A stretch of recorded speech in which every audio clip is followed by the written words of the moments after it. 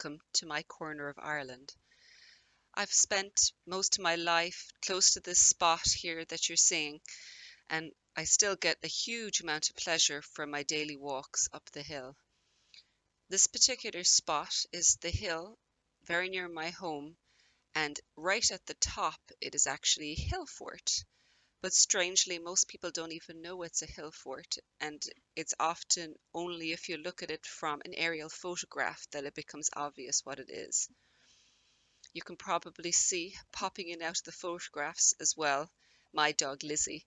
I'm a big animal fan, and Lizzie is pretty much my constant companion, almost always by my side. You can see her her tail bops around, and she's a good walker. Doesn't really matter how many times a day you ask her to go out, she'll come along with you. In Ireland, when I was a child, I would have learned to knit in school probably around the age of 7. I have no real strong memory of learning how to knit. It was just something that was taught within a couple of years of learning how to write, so it feels as natural to me as writing. You can probably see as well from here, my knitting style is a little unusual.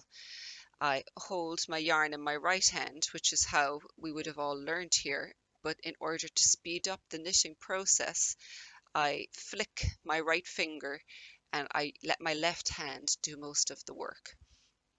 It's, I suppose I've heard it described as cottage style knitting, which it was not something that we would use here, but it's as good a description as any. All I know is that it comes very naturally to me, and because it minimizes movements, it makes it very fast.